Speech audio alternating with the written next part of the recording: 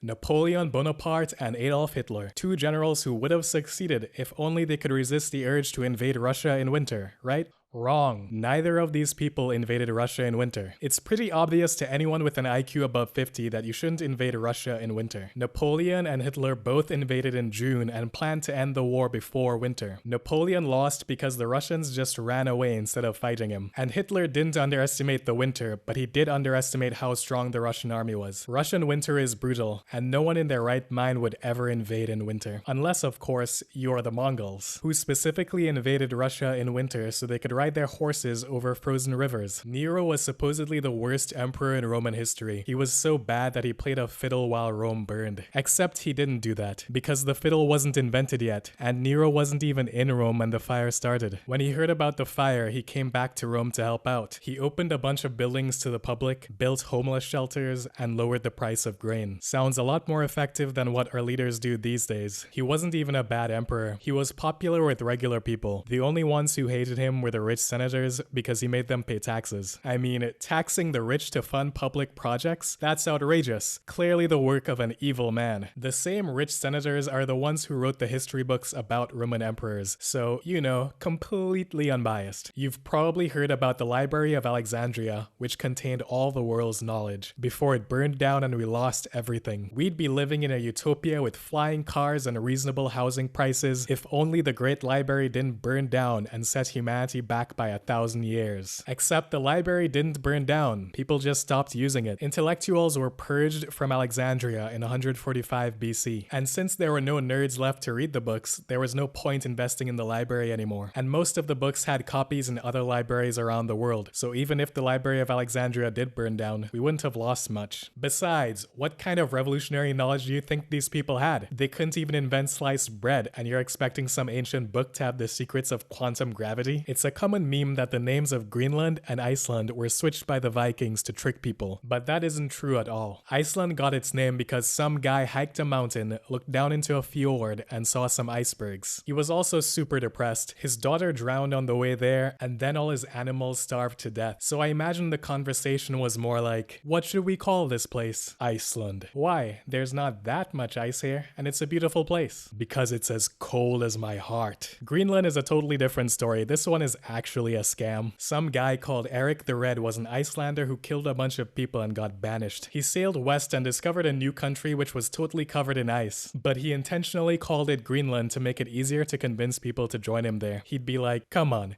do you really want to live in Iceland? You should join me in this much better place. It's literally called Greenland. And unsuspecting normies would be like, you're right, Greenland sounds so much better than Iceland. I'll join you. To be fair, once global temperatures keep rising, Greenland will eventually be completely green. So it's not a misleading name, just ahead of its time.